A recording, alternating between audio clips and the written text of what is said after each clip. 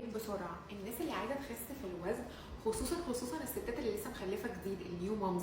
انا في شويه حاجات بسيطه قوي ما بذلتش فيها اي مجهود خلوني اخس 10 كيلو في اقل من 9 شهور، وحتى ما كنتش ماشيه الهيلثي دايت ولا كنت بتمرن، وبعد كده خسيتهم. فتيك نوتس. يعني اولا، وعلى عكس الشائع، اوعوا تجوعوا. لما بنجوع بناكل كميات كبيره وبناكل بنهم وبشغف، خصوصا الستات اللي بترضع طبيعي. الرضاعه بتجوع قوي قوي. كتروا عدد الوجبات، كل ما اكلت عدد وجبات اكتر خلال اليوم كل ما هاكل كميات اقل. ممكن يحصل عن طريق ان انا اقسم كل وجبه على مرتين او اسناك في النص. ابدر ميعاد اخر وجبه في اليوم على قد ما اقدر، وده كده هيبقى صيام متقطع من غير ما احس ومن غير مجهود خالص. يا تبدروا اخر وجبه في اليوم على قد ما تقدروا، يا تاخروا الفطار تاني يوم على قد ما تقدروا، ويا ريت لو تعملوا الاثنين. اوقف تماما الحاجات اللي بتفتح الشهيه بلا هدف. الاكل السبايسي بيخليني اكل بدل الساندوتش 2 و3 وانا اصلا شبعانه من بدري، بس انا باكل عشان الاكل حرش والصوصز، الكاتشب والمايونيز والرانش وكل الصوصز بانواعها اللي مليانه كالوريز مش مفيده وبتفتح شهيتي وبتفتح نفسي على الفاضي. يعني بتديني كالوريز وبتخليني اكل كميات اكتر. الفاكهه، ايوه الفاكهه مفيده جدا، بس في ناس بتفطر فاكهه وتتعشى فاكهه. لا، الفاكهه ستيل فيها كالوريز وفيها سكر واكيد بتتخن، فالفاكهه بناكلها واحنا شبعانين عشان ناكل كميات قليله. اوعوا اياكم تفطروا الكيكس المسكره، الانجليش كيك والبان كيكس والحاجات المسكره اللي بناكلها على الصبح دي جنب القهوه. لما تكون دي اول حاجه تدخل بقي بتفتح نفسي على الاكل طول اليوم. اشرب سوائل على قد ما اقدر ديورنج الوجبه نفسها. ممكن اكل معلقتين رز وبعدين اشرب كوبايه ميه كبيره واكمل، واشرب كوبايه ميه كبيره قبل كل وجبه. وعادي الشرب ديورنج الاكل مش بيطلع كرش ولا بيتخن ولا حاجه، هما بس اهالينا كانوا بيقولوا لنا كده زمان عشان نخلص طبقنا كله، بس ده مش حقيقي. اكون كونشس وانا باكل، بلاش اكل وانا هيبنوتايزد قدام المسلسل اللي انا متابعاه والاحداث سخنه وانا عماله بسخن معاها وباكل بزود في كميات اكلي وانا مش حاسه، او انا بسكرول على الموبايل وعماله اتفرج على حاجات انترستنج ومش واخده بالي انا باكل قد ايه. لو انا مركزه وانا باكل هاكل ببطء، همضغ بالراحه، هشبع اسرع وهاكل كميات اقل. طب والله العظيم حاجات سهله قوي، مش هتاخد منكم اي مجهود، وكفايه ان انتم مش هتحرموا نفسكم ولا من اكل معين ولا من اي حاجه. هي بس شويه عادات صحيه، غير انها هتخسسنا يعني هتخلي صحتنا احسن. القص على قد ما هي بيبقى شكلها لذيذ وبنحبها، بس من غير ستايلنج بيكون شكلها اجلي. الطريقه سهله جدا، ميه عاديه خالص بسبراي، المهم انها تبقى مبلوله، يعني ايا كان بقى سبراي او بايدي او باي حاجه. ودي الهيد باند اللي بنلبسها لما بنيجي نغسل وشنا، بتكون مايكرو فايبر، بس انا شايله الفيونكه بتاعتها. مايكرو فايبر بيمتص الميه اللي على البانكس، بس هيسيبها على نفس وضعها ده، فبيبقى معمول لها ستايلنج. شكلي شبه سلاحف النينجا كده لمده 10 دقايق، وبعد كده ال10 دقايق خلصوا. فبطلوا تبوظوا القصه بتاعتكم بالحراره، وجربوا طريقه سلاحف النينجا بتاعتي. هتناموا وتصحوا وتروحوا وتيجوا اسبوع كامل، هتفضل شكلها حلو كده. نو ميك اب، نو فلتر. ليه دي واقفه كده؟ بصراحه برضو يعني عشان تبقي بتظهري وانتي على طبيعتك. الموضوع مني مرتبط بان انا اكون بحب نفسي اكتر شويه، بحب نفسي عموما، متقبله نفسي في كل حالاتي يعني، بس العنايه الخارجيه برضو مهمه. السيرمز مش منتجات اساسيه لكل الناس، بس لو بترتاحي اكتر وانتي حاطه ميك اب لايرز خانقاكي، يبقى انت محتاجه شويه ادفانسد كير من مثلا سيرم زي ده. لو عندك تصبغات من ضعيفه لمتوسطه هتنبهري بيه، هتحسوا بعد فتره هتلاقي بشرتك فعلا بقت كلها بلندد على بعض، ما بقاش في مثلا حتت معينه غامقه او فاتحه، حتى شكل المسام هتحسيها بلندد مع باقي البشره، هتحسي ان بشرتك بقت اكنها بليري كده شويه. هو يعني مش فايرال من فراغ، هو كانستنت افكت زي ما انتم شايفين كده، بيدي الجلاسي جلوي سكين. بعد كده البشره بتمتصه كله كأن البشره عطشانه ليه كده. خلاص بشرتي امتصته لاخر نقطه، فكده بقى احط المرطب.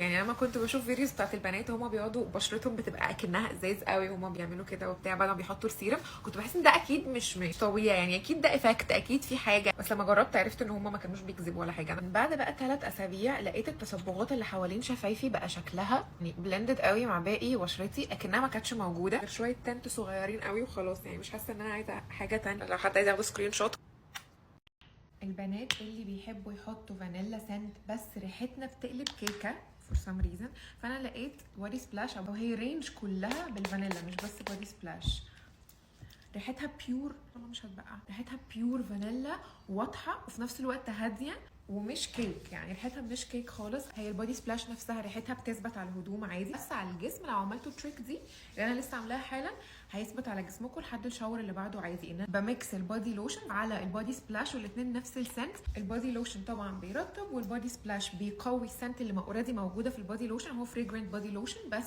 لما بحط عليه البودي سبلاش بيخلي ريحته مركزه وقويه اكتر وثابته اكتر، مش قويه اللي هو ريحتك هتبان على بعد 2 متر، خلينا واقعيين، بس انت هتبقي شماها واي حد هيبقى قريب منك قوي هيبقى شمامها. ودي رينج جديده اسمها اوهانا، هم عندهم سنتس ثانيه بس انا اخترت الفانيلا عشان بحبها قوي. عجبتني عشان ريحتها فانيلا فريجرنس برفيومي، مش صينيه كيكه طالعه من الفرن. لا، البودي لوشن فيه شيا باتر فترطيبه لذيذ، ومع كده هو البشره بتمتصه بسرعه جدا. يعني مسافه الدقيقه اللي اتكلمت فيها دي في الفيديو كان البشره امتصته تماما، ما بيسيبش اي ملمس دهني، بيتشرب في ثانيه، فمش بيلزق بقى على الهدوم ولا بيطبق ولا بيعمل اي حاجه، هو البشره بتمتصه في ولا حاجه. حاجه كمان مهمه قوي ان الباكج بتاعت البودي سبلاش كونفينينت جدا للسفر او للتخزين. يعني هو فيه الغطا ده كده وبعدين ده، فاللي هو مستحيل يسرب او يحصل له اي مشكله لو محطوط في شنطه او مسافرين. ولو حد عايز يكمل الفانيلا اكسبيرينس فممكن قبلها في الشاور يستخدم الشاور كريم بتاعهم. شاور كريم مش جل، هو مويسترايزنج فعلا قوي، مش بينشف البشره خالص، ومع كده هو الفومنج بتاعه قوي جدا، بينضف كويس قوي، مش بحتاج ولا قبلها ولا بعدها ان انا ادبل كلانس خالص، خصوصا لو مستخدمه معاه اكسفوليتنج جلوف. الفكره ان هم براند مصريه، يعني هم لوكال. انا كنت فاكره في الاول ان اسمهم وكده وشكل باكجينج او حالي ان هم مش لوكال، بس هم لوكال، ف هاي ريكومندد. اولا انا بفكركم ان سيريس الفيديوز دي هدفها تو جيت ذا بيست اوت اوف يور ناتشرال هير، وان مفيش حاجه اسمها انا شعري باظ ومش هيرجع تاني، لان ده كان شعري لحد فتره مش بعيده خالص. وشعرك بيوند ان هو اصلا يور بيرمننت كراون، هو بيأثر تاثير مباشر وصريح على الفيمينين انرجي بتاعتك. في كام حاجه بسيطه قوي قوي اعملوهم ضروري جدا وهتدعوا لي. التوكه سلك التليفون، انا ما اعرفش هي اسمها ايه، انا بقول عليها كده. السكرانشيز القماش او الاساتك بنوعها اللي بنلم بيها شعرنا، ما يبقى شعرنا ملموم كده، كل مره بشدها من على شعري بنزلها من على شعري بتوايب معاها، بتمسح معاها الترطيب من على شعري. خير المنتجات وخير شعري نفسه بتاخده مع كل مره وهي نازله. شوفوا بقى انا بعمل الحركه دي كم مره في اليوم، دي بلاستيك فهي مش بتعمل اي مشكله خالص، انك مش هتبقي واخده بالك، بس بجد الاحتكاك بيدمر الشعر جدا جدا. خدي بالك من موضوع التوك ده، بجد هيفرق معاكي قوي في ترطيب شعرك وفي هيشانه. بلس طبعا انام على مخده ستان او حرير على طول. برده القطن غير ان هو اصلا بيمتص الترطيب من على شعري، كمان الاحتكاك بيكهرب الشعر جدا وبيهيشه. دي انا مهما عملت كده هلاقي شعري عادي زي ما هو. انا من كتر ما انا مش بهزر في العنايه بشعري خالص، وانا رايحه اولد يعني واحنا على الباب كده كيس المخده بتاعي. حد بقى يجي يفهمني حوار الفرش ده، فين المشط اللي ماما كانت بتسرح لنا بيه شعرنا كل يوم واحنا رايحين المدرسه؟ الاريا بتاعه سطح اي فرشه بتبقى مليانه بواقي منتجات من على شعرنا وبكتيريا من الجو ومن شعرنا وعرق وحاجات كتير قوي. فلو ما عندكيش الوقت والطاقه والمجهود ان انت تغسلي فرشتك قبل كل استخدام، مش مره كل اسبوع، مش مره كل شهر، ده قبل كل استخدام، يبقى الاحسن فين المشط؟ يبقى المشط.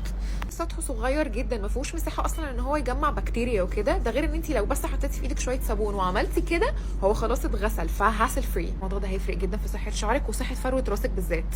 ما تنسوش تشوفوا الاجزاء اللي فاتت والاجزاء اللي جايه من السيريز دي، وبجد هتوصلوا لاحلى شعر وصلتوا له في حياتكم، اي بروميس. بسم الله الرحمن الرحيم.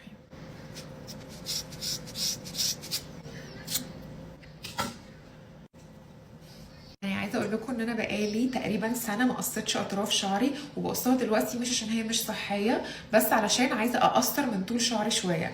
لو عملتوا بقى الحاجات اللي انا هقول لكم عليها دلوقتي، اطراف شعركم مش هتقصف ولا هتبقى ستاف ولا هتبقى ناشفه.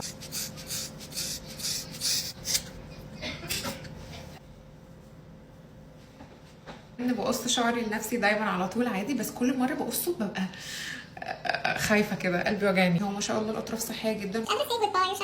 وباي ذا واي قص الاطراف على فكره مش حل، لان انت كل ما هتقصي كل ما اللي هيطلع الجديد ده برده هيقصف. انا بحب المقص بتاع المطبخ ده، بحب اقص بيه شعري اكتر بكتير من المقص الكيوت التاني اللي هو ده بتاع الشعر.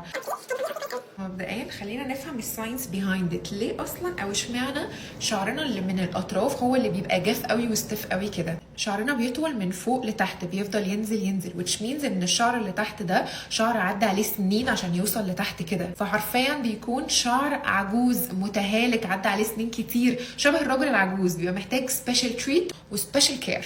بصوا يعني تقريبا دي اشهر سيرمز موجوده في الماركت، او كل حد فيهم فيه ميزه مش موجوده في الثانيه. عندي مفضلات بس ده مش موضوعنا دلوقتي. بس لو انت عارفه ان اطراف شعرك مش احسن حاجه، فده لازم يبقى البيز بتاعك قبل اي سيرم في الاطراف بتاعت شعرك لو هي جافه قوي.